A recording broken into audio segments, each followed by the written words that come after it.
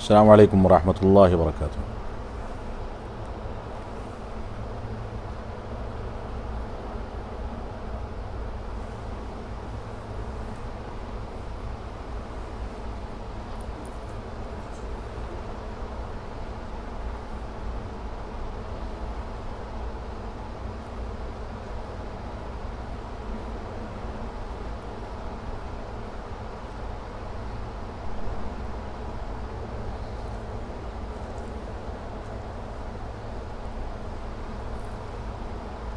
جی سوالات شروع کریں۔ وعلیکم السلام ورحمۃ اللہ۔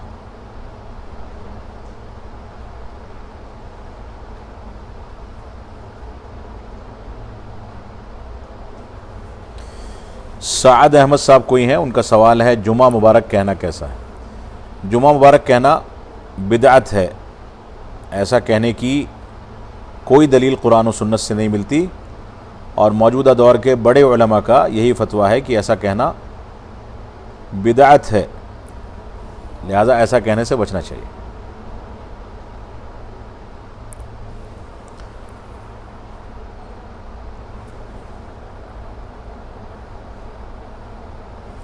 اگلا سوال ہے اسامہ ابن شبلی، سلام کے بعد کہہ رہے ہیں کہ نوجوانوں کو توحید الاسماء والصفات اور الولاء والبراء کے ٹاپک میں آپ کچھ نصیحت کیجیے، اور ان دونوں ٹاپک کا علم حاصل کرنے کے لیے کسی معتبر استاذ کے دائرے میں رہتے ہوئے آپ نوجوانوں کو کس کس کتاب کے پڑھنے کا مشورہ دیں گے؟ دیکھیے، الولاء والبراء کا مسئلہ اور توحید الاسماء والصفات کا مسئلہ بہت بنیادی مسئلہ ہے۔ ولا اور برا کیا ہے اور توحید اسماء و صفات کیا ہے، اس کا میں تھوڑا سا خلاصہ آپ کے سامنے پیش کر دوں۔ ہو سکتا ہے آپ واقف ہوں، لیکن عام طور سے عوام واقف نہیں کہ توحید اسماء و صفات کس کو کہا جاتا ہے۔ توحید اسماء و صفات کہا جاتا ہے اللہ رب العالمین کے نام اور اس کی صفتیں، اللہ رب العالمین کے نام اور اس کی صفتوں کا اقرار کرنا اسی طریقے پر جس طریقے پر صحابہ کرام نے اس کا معنی اور رسول اکرم صلی اللہ علیہ وسلم نے اس کا معنی اور مفہوم بیان کیا ہے۔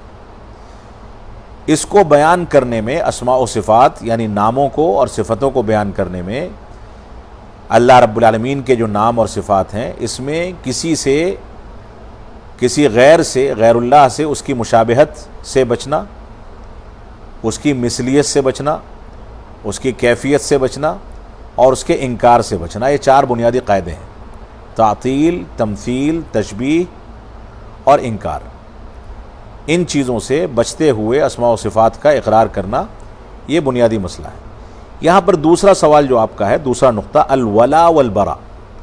ولا اور برا کس کو کہتے ہیں؟ ولا جو ہے یہ ولایت سے ماخوذ ہے، اور برا براعت سے ماخوذ ہے۔ ولایت اور براعت، ولایت کہا جاتا ہے دوستی کو، محبت کے اظہار کو، ایک دوسرے سے تعلق قائم کرنے کے ضابطے کو۔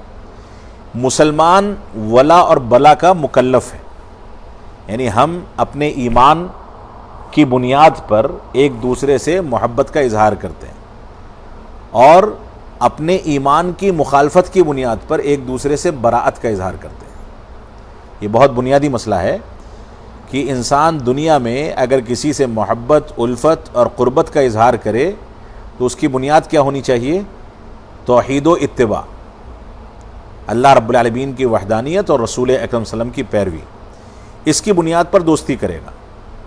اور اگر کوئی اللہ اور اس کے رسول سے نفرت کا قائل ہے یا ان کو برا بھلا کہتا ہے تو اس کی بنیاد پر ہم اس سے براعت کا اعلان کرتے ہیں، یعنی اس سے بری ہیں، ہم اس سے دشمنی کا اعلان کرتے ہیں، دوسرے الفاظ میں کہیں۔ یہ معاملہ ہمارے دینی امور کا ہے، دنیاوی امور کا نہیں۔ دنیا میں اگر کوئی کافر آپ کے ساتھ آپ کے کاروبار کا شریک ہے تو آپ دنیاوی ضرورت کے تحت اس سے تعلقات رکھیں گے، ہدیہ دیں گے، ہدیہ لیں گے، تحفے تحائف کا سلسلہ چلے گا، کاروبار آگے چلے گا، لیکن اس بات کا خیال رہے کہ وہ کافر ہمارے اوپر اتنا غالب نہ آنے پائے کہ ہم اپنے عقیدے کو بھول جائیں۔ ہمیں اگر اس کے ساتھ بیٹھنا ہے، اس سے تعلق قائم کرنا ہے، تو بھی ہماری توحید اور ہماری اسلامی شریعت کے جو تقاضے ہیں اس کا مکمل اعتبار کیا جائے گا. یہ ولا اور برا ہے. عام طور سے ہم غلطی کہاں کرتے ہیں؟ ہم غلطی کرتے ہیں دینی اور دنیاوی امور دونوں کو خلط ملط کر کے ولا اور برا کا اعتبار کرتے ہیں. یہ غلط ہو جاتا ہے. دینی امور میں ولا اور برا کا پورا اعتبار کیا جائے گا، لیکن دنیاوی امور میں کفار سے بھی تعلقات بنا کر کے رکھنے کی پوری گنجائش ہے. بلکہ اسلام نے غیر مسلموں اور کفار کے حقوق کا بھی تذکرہ کیا ہے کہ ان کے ساتھ کیسے حقوق ادا کیے جائیں، ان کے ساتھ کیسی زندگی گزاری جائے، جو ایک مستقل موضوع ہے اور آنا چاہیے. تو یہ دونوں کی دونوں چیزیں جو ہیں یہ بنیادی ہیں. توحید اسماء و صفات میں بنیادی طور سے اگر کسی مدرس سے آپ کو تعلیم لینے کا موقع ملتا ہے تو آپ کم سے کم عقیدہ واسطیہ پڑھ لیں. شیخ الاسلام علامہ ابن تیمیہ کا رسالہ عقیدہ واسطیہ، اس کو پڑھ لیں جو اسماء و صفات کے باب میں ہے. ورنہ تفصیلی کتابیں اس سلسلے میں عقیدہ تحاویہ ہے اور بہت ساری کتابیں ہیں، اور اسی کے ضمن میں آپ کو ولا اور برا کی چیزیں بھی مل جائیں گی. تو عقیدے کی جو بھی کتابیں ہیں ان کتابوں کا مطالعہ، کتاب التوحید ہے، کتاب التوحید کی شروحات ہیں، تفصیلی کتابوں میں عقیدہ تحاویہ ہے، یا اسی طریقے سے عقیدہ واسطیہ ہے. اس طرح کی جو کتابیں ہیں یہ عوام کے لیے مفید ہیں انشاءاللہ. اور اس کے علاوہ شیخ محمد بن عبد الوہاب کی دوسری کتابیں، کتاب التوحید کے علاوہ کشف الشبہات ہے، قواعد اربع ہے، یہ سب کتابیں بھی عقیدے کے بنیادوں پر قائم ہیں، اور اس میں دونوں چیزیں آپ کو تفصیل کے ساتھ مل جائیں گی. اگلا سوال ہے محمد رضوان خان صاحب، کیا عورتیں قبرستان جا سکتی ہیں؟ یہ اختلافی مسئلہ ہے کہ عورتیں قبرستان جا سکتی ہیں کہ نہیں جا سکتی، اور دونوں جانب علماء کی ٹھوس اور مضبوط دلائل ہیں. جو لوگ کہتے ہیں کہ نہیں جا سکتی ان کے پاس بھی دلائل ہیں، جو لوگ کہتے ہیں کہ جا سکتی ہیں ان کے پاس بھی دلائل ہیں. اور میرا اپنا ذاتی نظریہ یہ ہے کہ اگر کوئی عورت ایسی ہے جو اپنے اوپر کنٹرول رکھتی ہے، وہاں جا کر کے قابو سے باہر نہیں ہو جاتی، تو ایسی صورت میں وہ شرعی آداب کا خیال کرتے ہوئے جا سکتی ہے، کوئی حرج کی بات نہیں. اگلا سوال ہے نعیم رضا صاحب کا، جمعہ کو چھوٹی عید کہا جاتا ہے، کیا یہ ٹھیک ہے؟ بعض روایت میں ملتا ہے کہ جمعہ تمہاری ہفتہ واری عید ہے، ہفتہ واری عید ہے، لہذا چھوٹی عید کہہ سکتے ہیں. بس یہ الگ مسئلہ ہے کہ اس پر کبھی کسی نے سیویاں نہیں کھلائی، لیکن بہرحال جمعہ جو ہے ہفتہ واری عید ہے، لہذا اس کو عید کہا جا سکتا ہے. زاہد ملک صاحب، ان کا سوال ہے نومولود بچے کے کان میں اذان کہنا کیسا ہے؟ اس کا کوئی ثبوت صحیح روایات سے نہیں ہے. نومولود بچے کے کان میں اذان و اقامت کا کوئی ثبوت صحیح روایات سے نہیں ہے، لہٰذا نہ اذان کہی جائے گی نہ اقامت کہی جائے گی. صرف تحنیک کرنا کافی. تحنیک کہتے ہیں کوئی نیک متقی پرہیزگار آدمی تھوڑا سا شہد یا کھجور یا کوئی چیز اپنے منہ میں ڈال کر کے بچے کو چٹا دے. اگر تحنیک کر سکتے ہیں، کوئی نیک آدمی مل جائے تو کوئی حرج کی بات نہیں ہے، اور نہیں کر سکتے ہیں، نہیں کر پاتے ہیں تو بھی کوئی مذائقہ نہیں. لیکن اذان و اقامت کا کوئی ثبوت نہیں ہے، لہٰذا اس سے بچنا چاہیے. شاکر ایس کے صاحب کوئی ہیں، عید مبارک دینا کیسا ہے؟ عید مبارک کے سلسلے میں الفاظ ملتے ہیں، تقبل اللہ منا ومنکم، اس طرح کے الفاظ ملتے ہیں، مبارکباد کے الفاظ ہیں، لہٰذا عید مبارک کہنے میں کوئی حرج نہیں، کہہ سکتے ہیں. حافظ ظفر قاضی صاحب کوئی ہیں، اللہ کے نبی ممبر کے کس سیڑھی پر کھڑے ہو کر خطبہ دیا کرتے تھے؟ تیسری سیڑھی پر کھڑے ہو کر کے خطبہ دیا کرتے تھے. تیسری سیڑھی، ممبر کی 3 سیڑھیاں ہوا کرتی تھیں، تیسری سیڑھی پر کھڑے ہو کر کے خطبہ دیتے تھے. اور بعض روایات میں ملتا ہے کہ جب حضرت ابوبکر صدیق رضی اللہ تعالیٰ عنہ کا عہد مبارک آیا تو انہوں نے تیسری سیڑھی سے اتر کر کے دوسری سیڑھی پر کھڑا ہونا شروع کیا، اور یہ کہا کہ جس مقام پر اللہ کے رسول صلی اللہ علیہ وسلم تھے اس مقام پر میں نہیں کھڑا ہو سکتا، لہذا وہ دوسری سیڑھی پر آ گئے. اور اس کے بعد حضرت عمر کا جب دور آیا تو وہ پہلی سیڑھی پر آ گئے، اور انہوں نے فرمایا کہ نہ میں اس مقام پر جا سکتا ہوں جہاں اللہ کے رسول تھے، اور نہ اس مقام پر جا سکتا ہوں جہاں حضرت ابوبکر صدیق تھے، لہٰذا میں پہلی سیڑھی پر کھڑا ہوں گا. یہ احترام ہے ہمارے اسلاف کا، ایک دوسرے کے لیے احترام ہے، جو احترام آج کے دور میں مفقود ہے. اس کے بعد حضرت علی نے اگرچہ مقام ان کا حضرت عثمان نے اگرچہ مقام حضرت عمر سے کمتر تھا، لیکن اس سے نیچے نہیں اتر سکتے تھے، کیونکہ سیڑھی پر کھڑا ہونا تو کم سے کم ضروری تھا، تو انہوں نے تیسری سیڑھی کو باقی رکھا۔ اسی وجہ سے آج کے دور میں ائمہ تیسری سیڑھی کے بجائے پہلی سیڑھی پر کھڑے ہو کر کے خطبہ دیتے ہیں۔ یہاں پر مقصد اگر سمجھ لیں کہ ایسا کیوں کیا گیا ہے تو آپ کو مسئلہ حل ہو جائے گا۔ جمعے کے خطبے میں سیڑھی پر کھڑا ہونا یا ممبر پر چڑھ کر کے کھڑا ہونا، بنیادی مقصد کیا ہوتا ہے؟ بنیادی مقصد یہ ہوتا ہے کہ عام نمازوں سے زیادہ اجتماع ہوتا ہے۔ امام جب اونچے مقام پر کھڑے ہو کر کے خطبہ دے گا تو دور تک آواز بھی پہنچے گی، دور سے لوگ دیکھ بھی لیں گے، کیونکہ خطابت کے درمیان جو اشارات ہوتے ہیں، باتیں ہوتی ہیں، اس کا اثر انسان کی زندگی پر پڑتا ہے۔ لہٰذا اونچا مقام منتخب کرنا اصل مقصد یہ ہے کہ لوگوں کے اوپر یہ چیز اثر انداز ہو۔ لہٰذا اس مقصد کے تحت کہیں بھی زیادہ بھیڑ ہے اور انسان امام کے لیے اونچا مقام متعین کر دے، اسٹیج جیسے بنایا جاتا ہے، یہ عیدگاہ ہے مثال کے طور پر، بہت زیادہ بھیڑ ہو رہی ہے، تو اصل تو یہ ہے کہ زمین پہ کھڑے ہو کے خطبہ دیا جائے، لیکن بہت زیادہ رش اگر بھیڑ ہے اور دور سے لوگ دیکھ نہیں پاتے اور امام کے لیے تھوڑا سا اونچا مقام بنا دیا جائے تو کوئی مذاقے کی بات نہیں ہے، یہ مقصد کا حصول ہے، لہٰذا ایسا کیا جا سکتا ہے بوقت ضرورت۔ تو ممبر کا جو مسئلہ ہے وہ یہی ہے کہ اللہ کے رسول صلی اللہ علیہ وسلم تیسری سیڑھی پر کھڑے ہوتے تھے، اور اس کے بعد کے دور میں صحابہ کرام نے آپ کے احترام میں پہلی سیڑھی کا انتخاب کیا، لہٰذا آج تک وہی طریقہ چلا آ رہا ہے۔ اگر کوئی امام تیسری سیڑھی پر یا دوسری پر کھڑے ہو کر کے خطبہ دیتا ہے تو دے سکتا ہے، کوئی مذاقے کی بات نہیں ہے۔ اگلا سوال ہے شاداب ملک صاحب کا، سلام کر رہے ہیں، کہہ رہے ہیں کہ شیخ رضاعت کب ثابت ہوگی، وضاحت فرمائیں۔ رضاعت کب ثابت ہوگی؟ رضاعت یعنی کسی خاتون کا دودھ پینے سے بچے کا اس کا رضاعی بچہ بن جانا، یعنی بچہ اس عورت نے نہیں جنا جس بچے نے اس کا دودھ پیا ہے، بلکہ وہ کسی دوسرے کا بچہ یہ عورت پال رہی ہے، اور عورت کی اندر دودھ پلانے کی صلاحیت موجود ہے۔ اگر یہ بچہ عورت کا دودھ پی لیتا ہے تو مسئلہ یہاں پر یہ آتا ہے کہ رضاعت کب ثابت ہوگی، کتنا دودھ پیے گا تو وہ اس کا رضاعی بچہ مانا جائے گا۔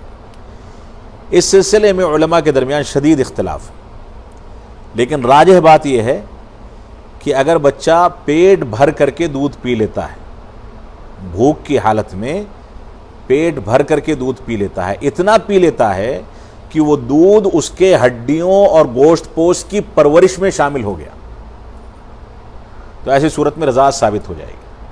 اور اگر ایک گھونٹ پیا ہے، 2 گھونٹ پیا ہے تو اس سے کوئی فرق نہیں پڑتا ہے، اس سے رضاعت ثابت نہیں ہوتی ہے۔ لہذا اگر آسودہ ہو کر کے بچہ دودھ پی لیتا ہے تو رضاعت ثابت ہو جائے گی۔ جاوید بن مصطفیٰ، ان کا سوال ہے کہ شیخ کے تشہد میں آخر میں اپنی زبان میں دعا کر سکتے ہیں کیا؟ تشہد میں یا سجدے اور رکوع میں اپنی زبان میں دعا کرنے کا حکم اگر نفلی نماز ہے تو کر سکتے ہیں۔ فرض نماز میں انہی دعاؤں پر اکتفا کرنا ہوگا جو دعائیں ثابت ہیں۔ فرض نماز میں اپنی زبان میں دعا نہیں کرنی چاہیے، نفلی نمازوں میں سنتوں میں ایسا کیا جا سکتا ہے، کوئی حرج کی بات نہیں ہے۔ دعاؤں کا اضافہ جہاں جائز ہے وہیں اپنی زبان میں دعا کرنا بھی جائز ہے۔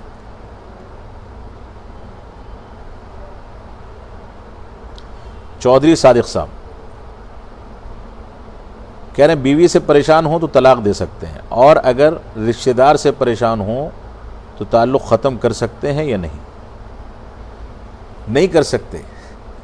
یہاں رشتہ دار کو بیوی سے آپ نے تشبیہ دے کر کے سوال کیا، بیوی کو طلاق دینا بھی یہ معیوب چیز ہے، کوئی مجبوری ہے تو اسلام نے آپشن رکھا ہے کہ اگر مجبوری ہے تو ساری زندگی آپ کو اس سے ملا کر کے رکھنا یہ ضروری نہیں ہے، بلکہ اس کو طلاق دے کر کے الگ کر سکتے ہیں، اور طلاق دینے کے ساتھ بھی اس کے ساتھ بہتر سلوک کرنے کی تاکید کی گئی۔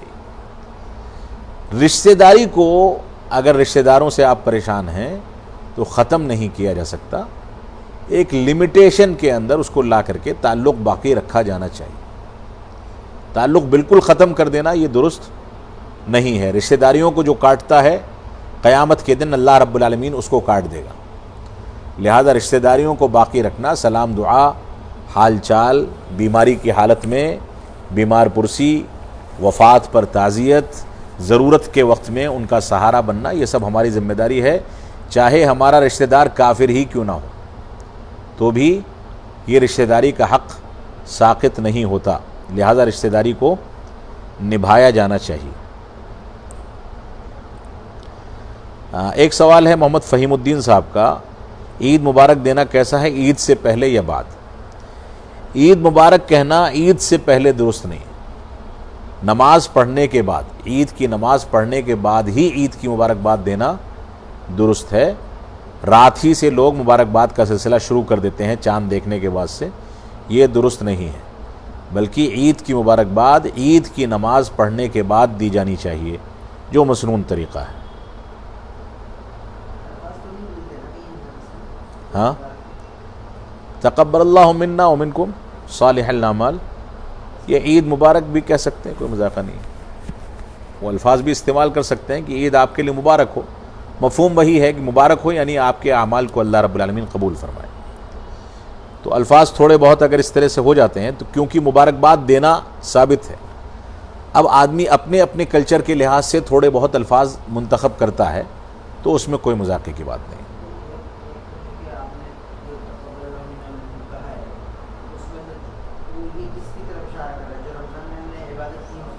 وہ بھی ہے اور عید کی نماز کے سلسلے میں بھی ہے.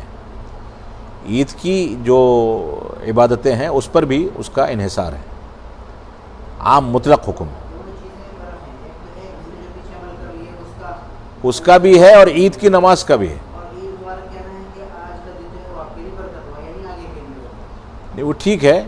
عید الاضحیٰ میں آپ رمضان نہ ہونے کے باوجود یہی دعا کہتے ہیں. عید الاضحیٰ میں رمضان گزر چکا ہے، عید الاضحیٰ سے پہلے کوئی رمضان نہیں تھا، پھر بھی وہاں تقبل اللہ منا ومنکم کہتے ہیں.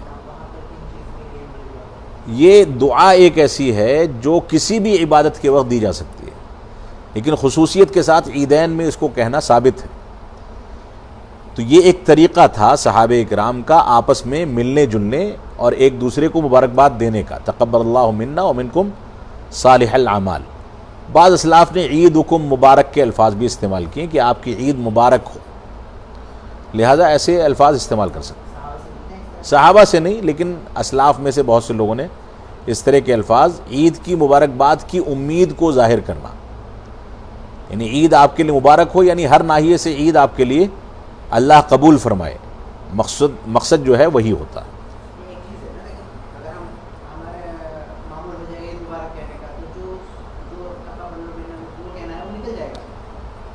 نہیں، اس کو باقی رکھنے کے ساتھ ہی کہا جائے. عام طور سے ہوتا یہی ہے کہ عید مبارک بھی اگر آپ کہہ رہے ہیں تو ساتھ میں تقبل اللہ منا ومنکم صالح الاعمال کہیں تاکہ دونوں چیزیں باقی رہیں.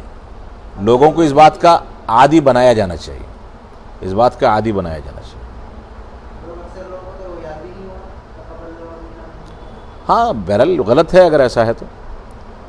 شاداب ملک صاحب، آخری سوال لے رہا ہوں کیونکہ جماعت کا وقت ہو رہا ہے اور معذرت چاہتا ہوں آن لائن والوں سے کہ میں کم ٹائم دے پایا. انشاءاللہ آئندہ اس کا کچھ ترتیب بنائی جا رہی ہے. ان کا سوال ہے،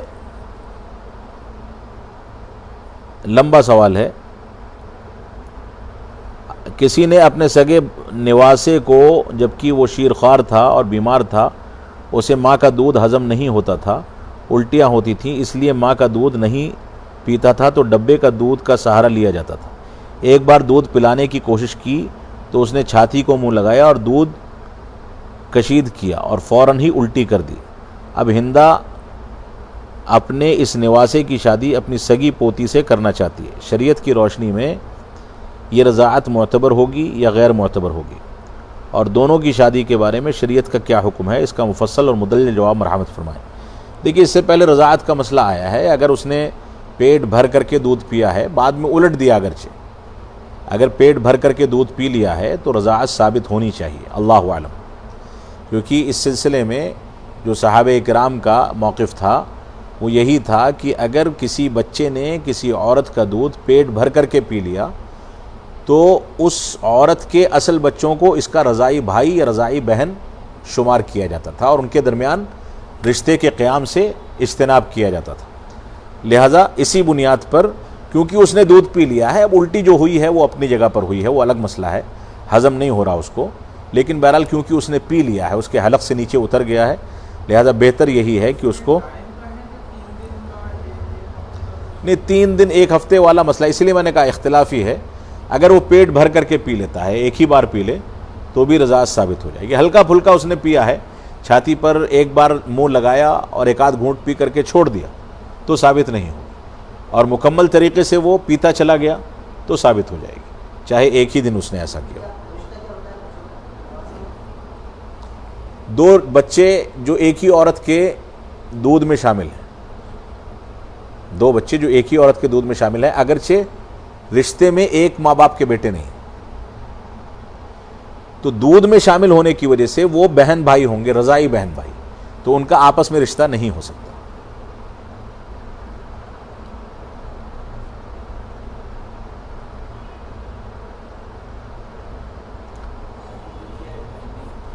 مزید کوئی سوال ہوگا انشاءاللہ اس کا جواب دے دیا جائے گا۔ ایک سوال شیخ، قرآن میں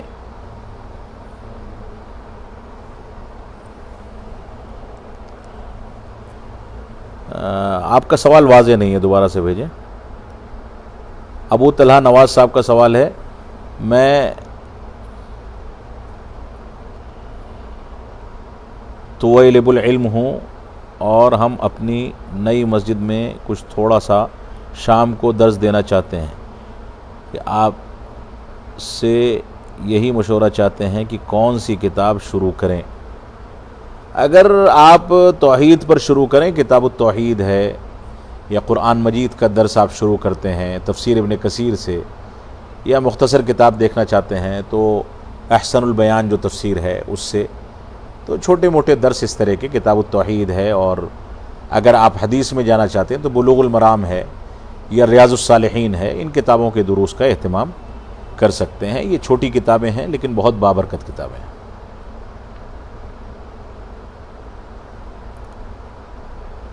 وصلی اللہ علی نبینا محمد وعلی آلہ وصحبہ وسلم۔